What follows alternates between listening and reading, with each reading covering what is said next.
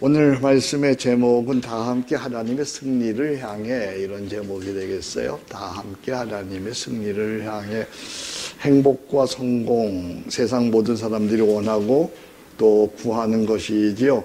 그러나 행복, 성공이라는 것은 쫓으면 쫓을수록 얻을 수가 없는 거예요. 그래서 세상에는 정상에 선 실패자, 성공한 불행자가 너무나 많은 거죠. 그래서 행복, 성공을 삶의 목표로 삼아서는 안 됩니다. 행복과 성공을 목표로 구하는 자는 예외 없이 다 비참한 실패자가 되었어요. 제가 오랜 세월 이렇게 살아오면서 또 설교자로, 목회자로 살아오면서 터득한 금언이 있어요.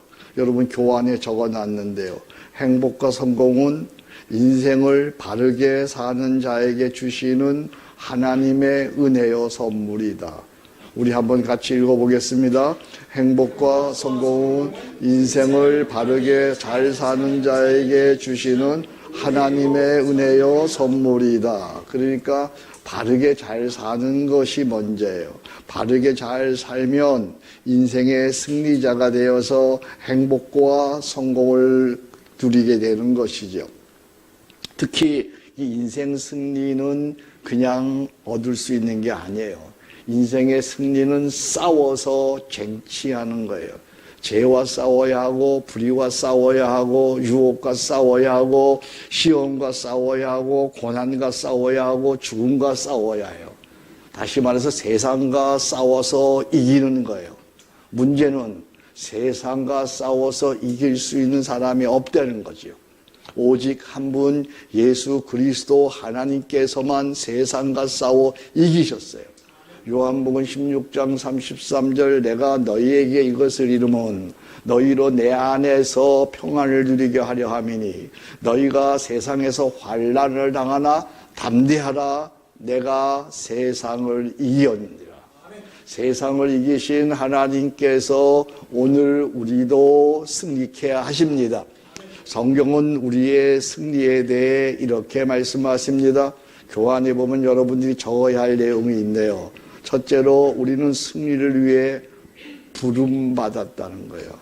요한복음 1장 5장 4절 무릇 하나님께로부터 난 자마다 세상을 이기었느니라. 세상을 이기는 승리는 이것이니 우리의 믿음이니라.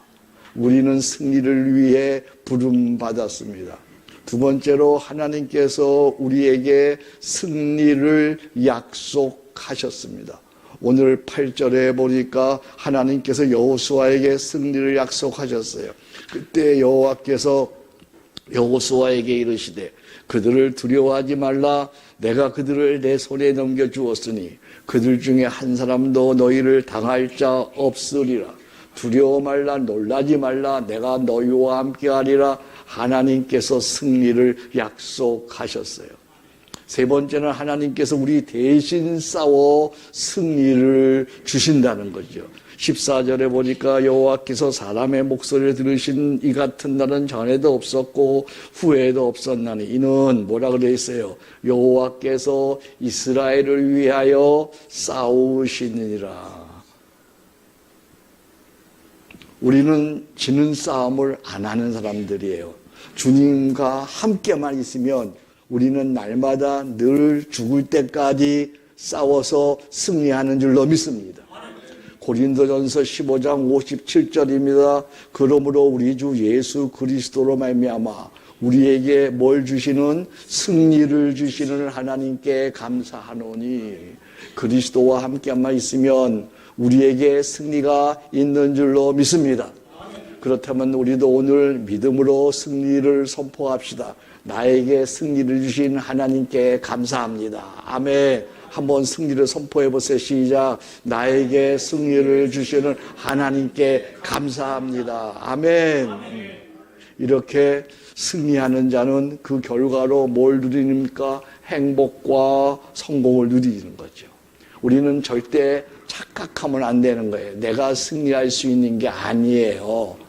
우리의 승리는 내 승리가 아니고 하나님의 승리요.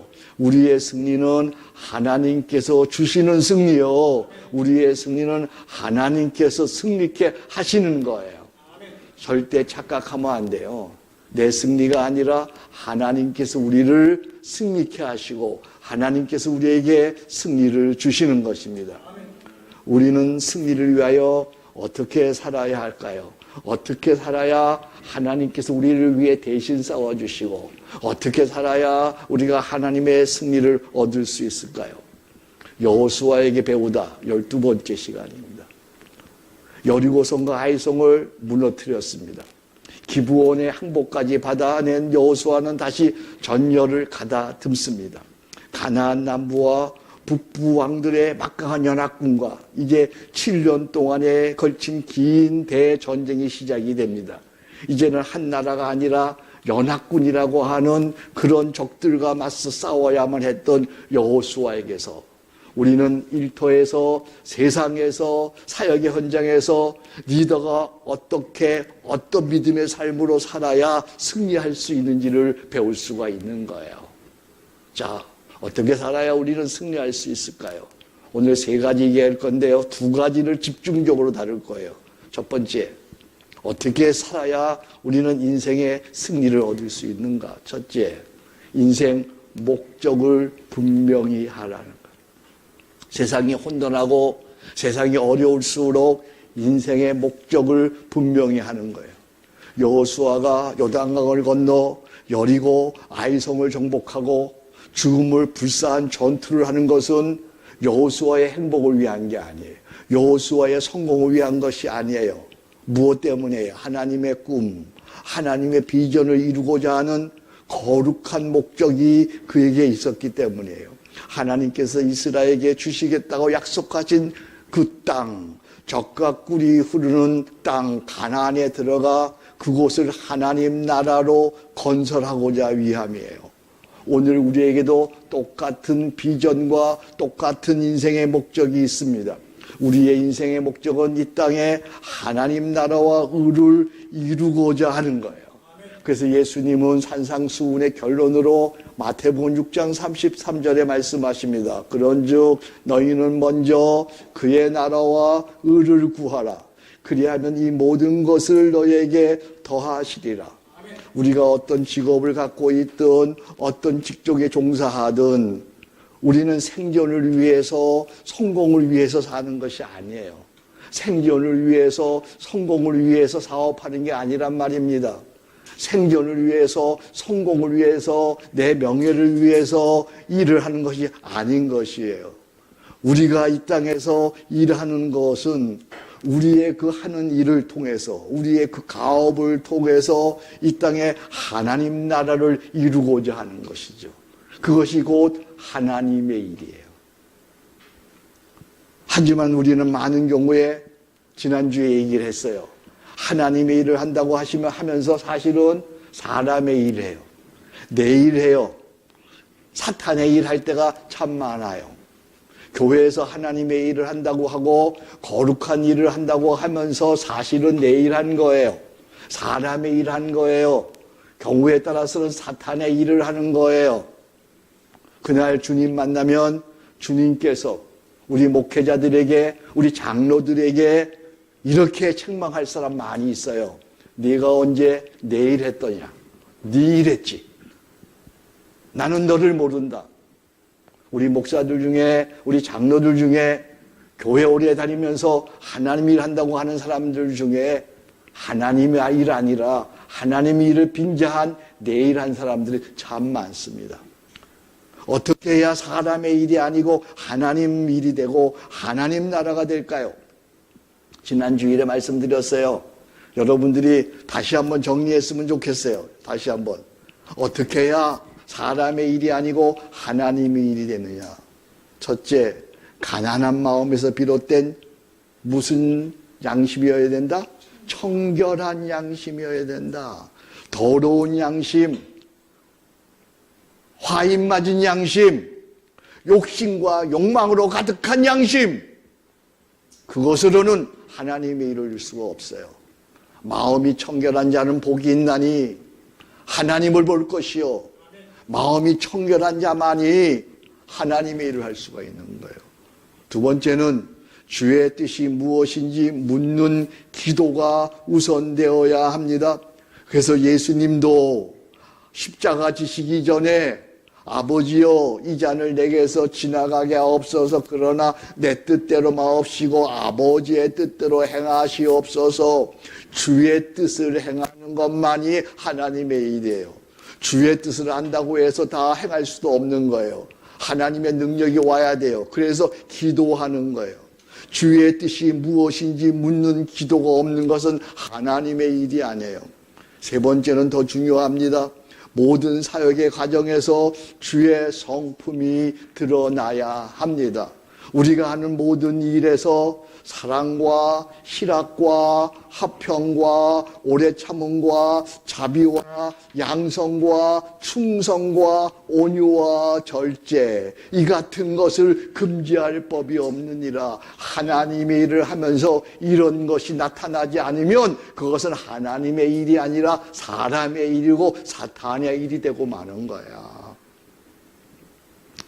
사람의 일이냐 하나님의 일이냐 한번 점검해 보세요. 이 세 가지. 나는 지금까지 사람의 일 했는가 하나님의 일 했는가. 하나 하면 여러분 대답하세요. 하나, 가난한 마음에서 비롯한 어떤 양심이어야 한다? 정결한 양심이어야 한다. 둘, 주의 뜻이 무엇인지 묻는 뭐가 우선되어야 한다? 기도가 우선되어야 한다. 셋, 모든 사역의 과정에서 뭐가 드러나야 한다? 주의 성품이 드러나야 한다. 점검해 보시라니까요. 내가 정말 하나님의 일을 했는지 사람의 일을 했는지 하나님의 나라를 목적으로 살고 있는지. 이번에 여러분들 제24차 패스브레이킹 목회 워크숍에 진짜 우리 모두가 하나님의 일 하기를 주의 이름으로 축복합니다. 이 거룩한 일, 이 큰 일을 하면서 사람의 일을 해서는 안 되잖아요. 사탄의 일이 되어서는 안 되는 거잖아요. 정말 우리 세 가지 잘 점검해서 이 패스브레이킹 목회 워크숍이 처음부터 마지막까지 하나님 일 되기를, 주의 일 되기를, 하나님 나라가 이루어지기를 주의 이름으로 축복합니다. 두 번째는 구체적 목표를 정하고 열정을 다하라. 구체적 목표를 정하고. 오늘 9절에 보니까 여호수아가 길갈에서 밤새도록 올라가 갑자기 그들에게 이르니 기브온이 이제 아모리 족속을 배신해서 이스라엘과 하친하게 되자 성난 5나라의 아모리 군대가 총동원해서 이제 기브온을 공격해 옵니다. 다급해진 기브온은 여호수아에게 원군을 요청합니다. 속임수에 넘어가 하친한 것이지만 이 여호수아는 약속은 약속이기에 또 어차피 치루어야 할 가나안 정복 전쟁이기에 여호수아는 진정한 마음을 가지고 출전을 명령합니다. 그는 이스라엘 정군을 지휘해서 일사불란하게 길갈까지, 길갈이 40km예요. 그러니까 백리야 백리. 하룻밤에 달려가기는 너무나 먼 거리지만 아주 빠르게 이 40km를 달려갑니다. 그리고 이것은 해발 1800m, 기본은 해발 1800m니까 엄청 높은 곳입니다. 밤새도록, 여기 밤새도록이라는 단어가 나와요. 밤새도록 행군해서 적의 허를 찌르는 기습 작전을 단행을 합니다. 여호수아 그는 이제 구체적 목표를 정하고 열정을 다해서 기브온을 도와 전쟁에 승리합니다. 자, 이제 여러분에게 묻습니다. 목적과 목표는 어떻게 다릅니까? 많은 사업가들이, 많은 리더들이 이 목적과 목표를 구분할 줄 모르더라고요. 목적은요, 그 가업을 이루어야 할 궁극적인 당위성, 그 일을 왜 해야 하는지에 대한 궁극적인 이유, 다시 말하면 하나님의 꿈, 소위 비전이라고 하는 것입니다. 목표는 목적을 이루어가는 또는 비전을 이루어가는 과정에서 그때 성취해야 하는 구체적인 과업입니다. 여호수아에게 가나안이 목적이라고 한다면 이어지는 전쟁은 당면한 목표입니다. 예수님에게 있어서 인류 구원이 예수님의 목적이라고 한다면 제자 양육과 십자가는 예수님의 목표입니다.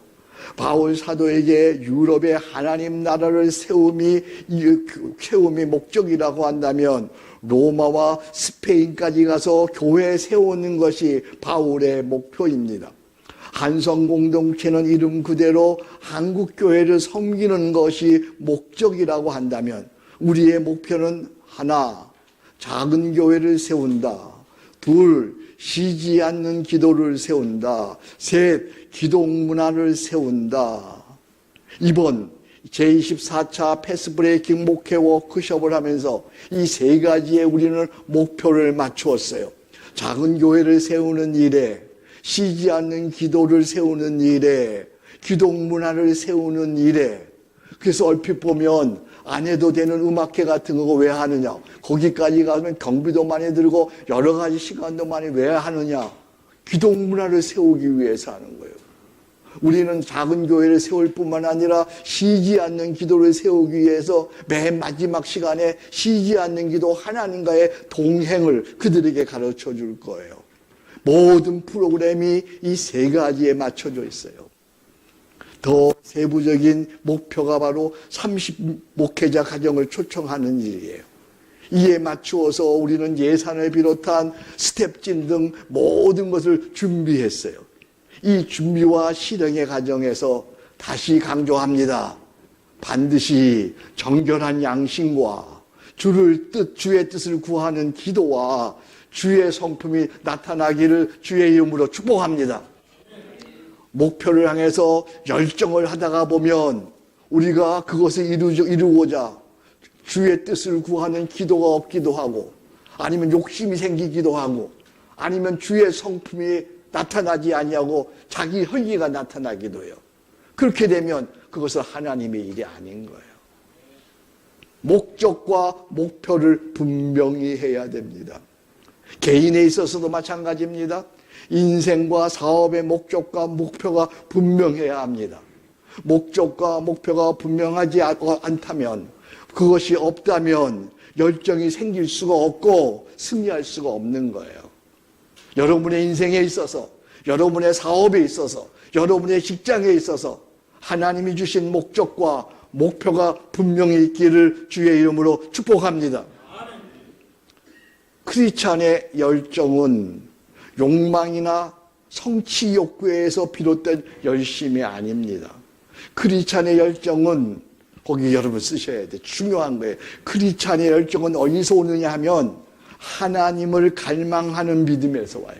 하나님을 갈망하는 믿음과 주께서 내 가슴에 부어주신 비전에서 오는 거예요. 이걸 뭐라 그러냐면 세임이라 그래요. 크리스찬의 열정은요, 어디서 온다고요? 하나님을 갈망하는 믿음과 주께서 내 가슴에 부어주신 뭐예요? 비전에서 오는 새 힘이에요. 이 새 힘은 피곤하지도 아니하고 낙심하지도 아니하고 과하지도 아니하며 비전을 이룰 때까지 달려가게 하는 거예요. 이것을 하나님의 열정이라고 해요. 한번 따라 합시다. 하나님의 열정. 하나님의 열정. 이 하나님의 열정은요, 아무도 막을 수가 없어요. 아무도 막을 수가 없어요. 하나님께서 목적을 정하시면 졸지도 아니하시고 주무시지도 아니하시고 구원을 성취하는 날까지 달리시는 거예요. 하나님의 열정은 그 무엇도 막을 수가 없어요. 하나님의 열정이 바울에게 임했고요. 하나님의 열정이 주의 종들에게 임했고요. 하나님의 열정이 선교사들을 달리게 했고요. 하나님의 열정이 그 선교사들에 의해서 이민족 대한민국을 구원했고요. 하나님의 열정이 여러분과 나를 구원하였고요. 하나님의 열정이 한성 공동체를 설립해서 달리게 하는 줄로 믿습니다. 아멘. 오늘도 하나님을 갈망하는 자에게 이 열정이 화라산처럼 타올라서 죽기까지 기쁘게 달리게 하는 거예요. 피곤하지도 아니하고 낙심하지도 아니하고 힘들어하지도 아니하고 그냥 달리는 거예요. 이것을 이사야서 40장 30절에서 이렇게 얘기합니다. 소년이라도 피곤하며 곤비하며 장정이라도 넘어지며 자빠지되 31절 같이 읽습니다. 오직 여호와를 앙망하는 자는 새 힘을 얻으리니 독수리가 날개치며 올라간 같을 것이요 다른 박질하여도 곤비치 아니하겠고 걸어가도 피곤하지 아니하리로다. 할렐루야. 이 놀라운 거예요. 놀라운 거. 제가 은퇴해서도 이렇게 아파도 달리고 어려워도 달리고 힘들어도 달리고 안 돼도 달리는 건 내 모습에 하나님이 주신 새 힘이 있는 거예요. 새 힘. 나는 여러분들에게 이 새 힘이 있기를 주의 이름으로 축복합니다. 하나님의 주신 열심인 줄로 믿습니다. 하나님의 열심은 누구도 막을 수가 없는 거예요. 종종 보면 그렇게 나를 생각해서 얘기해 주는 분들이 있어요. 목사님 좀 이제 쉬시죠. 응? 연세가 있으시니까 좀 쉬시죠. 그럼 난 속으로 너나 쉬어라. 난 천국 가서 쉰다. 천국 가서 쉰다. 하나님의 주신 열정. 하나님의 주신 열정. 세 번째는 어떻게 해야 하나님의 일이 될 수가 있을까요? 세 번째, 잡아야 하는 타이밍을 놓치지 마라. 잡아야 하는 타이밍을 놓치지. 하나님의 승리를 누리기 위해 세 번째는 타이밍을 놓치지 마라. 여호수아는 전쟁에서 승기를 잡고 아모리를 막 정복해 갑니다. 그런데 해가 서산에 뉘엿 넘어갑니다. 밤이 되기 전에 이제 전쟁을 끝내야 합니다. 밤이 되면 승패가 달라질 수가 있습니다. 그래서 그는 놀라운 명령을 합니다. 12절입니다. 태양아, 너는 기브온이에 머물러라. 달아, 너도 아야란 골짜기에 그리할지어다. 뭔 얘기예요? 타이밍을 놓치면 다 놓치는 거예요.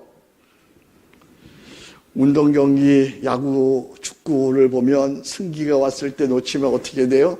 다시 이기기는 힘든 거예요. 사업도 마찬가지예요. 목회도 마찬가지예요.